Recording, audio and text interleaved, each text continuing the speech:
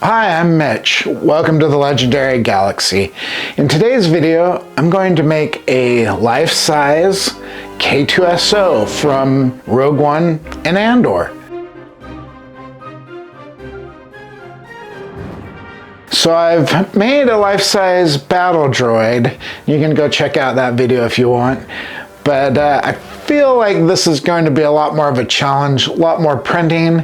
I still have the same small printer, so I think it's going to take a while also. So I think I'm going to need a lot of patience on this one. So let's get started.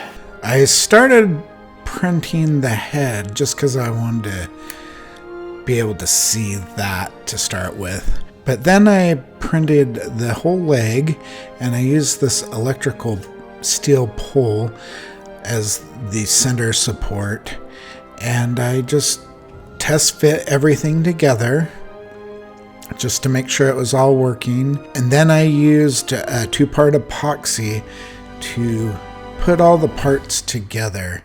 And this is the knee joint, putting it together. And then I just started with the foot. I put a lot of extra epoxy in the foot, and then I just continued to epoxy each piece together to form the whole leg. And then I epoxied the hip joint together, and I used some tape to just help it stay together really tight. And then I just did the same thing with the other leg and the hips, and this thing was a lot bigger than I thought it would be. So I had not done any finishing yet, so I started finishing some of the parts with my foot sander. It works well to start getting those printing lines away. And then I move on to this modeling paste. It is acrylic mixed with marble. It gets really hard, and I use this with a foam brush because it seems to ruin the brush you use, and these are just pretty cheap. So I'm just getting all the seam lines and trying to get rid of a lot of the print lines, especially on these angles. And then I used a filler primer, and I just started sanding this down. This stuff's really hard, so it's a lot of sanding. I'm barely going to show you any of the sanding, but it was a lot. Then I used a curtain rod that I bought on Amazon. It kind of screws together, and it just goes in to support the top half of the droid. And I used this slate paint, Rust-Oleum slate, and just to see what the droid would start to look like, the bottom part. And I really did not love this paint. So I started on the chest part. I epoxied that and used super glue to give it a quick bond while the epoxy dried. But I misprinted one of the pieces, and I had to kind of use extra epoxy. And of course, I had to use my plastic welder here. And this is a great tool. It puts a metal wire in between the joints, and it really worked great. So now I'm showing you more of my sanding. This is the head and the chest piece, and you can see I've already used some filler primer, and you can kind of see some of the modeling paste there. And this was just sanding and sanding and sanding. Then I found a new paint. This was a metallic slate, I think it was called. I'll put that in the description.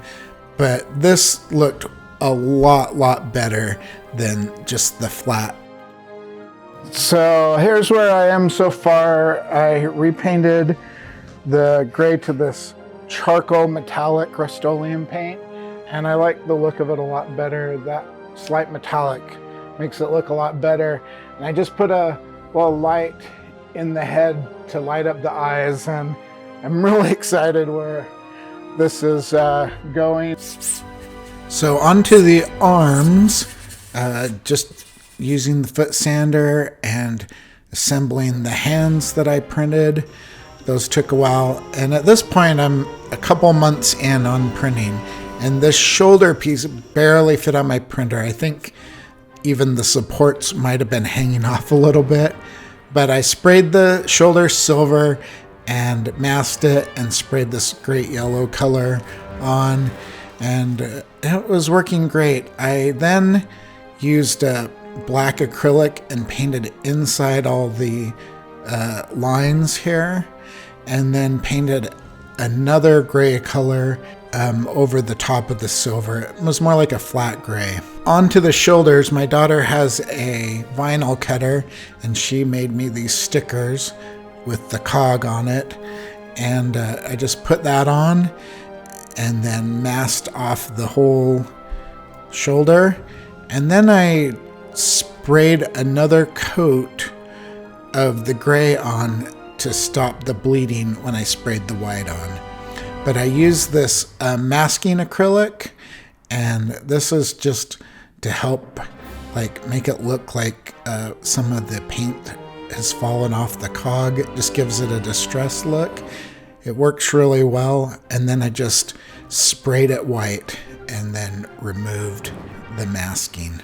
You just kind of have to be delicate and careful when you remove the sticker, and then you just kind of peel and rub off the masking acrylic, and it works really well. It turned out way better than I thought it would. And that's the finished shoulder. And then I started using some silver paint to do some of the accent work. And this is the lower abdomen. And I'm just using that silver to bring out different parts of the paint. It worked really good with this metallic charcoal, and the look was exactly what I wanted.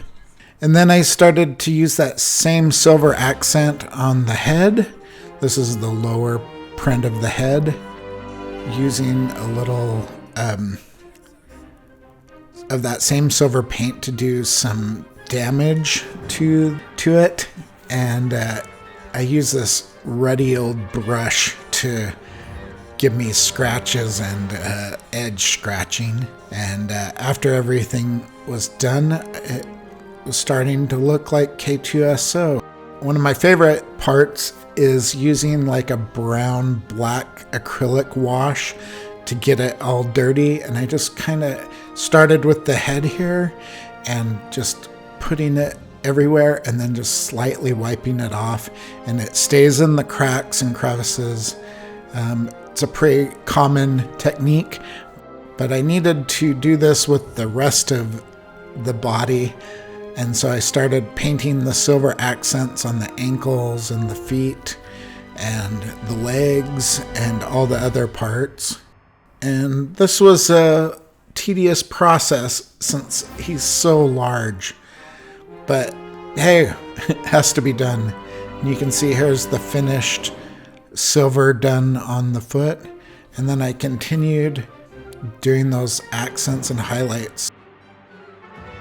And here is all the scratches and silver accents I painted.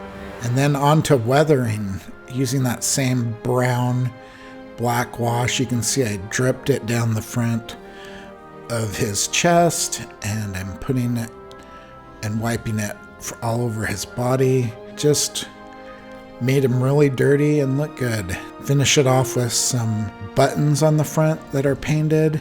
So the last step, I used this really miso black acrylic paint. It's super dark, and you can see it was painted black before, but when I go in with this paint, it just makes it a black hole and really makes it so you can't really see in there. I did this on the ankles too, where the pole is, and it just makes it a dead black zone.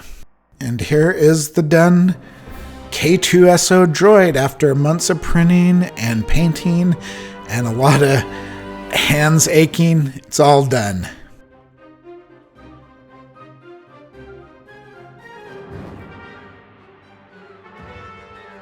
Thanks for watching this video. It was a long process, but it was very rewarding. Make sure to like and subscribe and tune in next time to the Legendary Galaxy.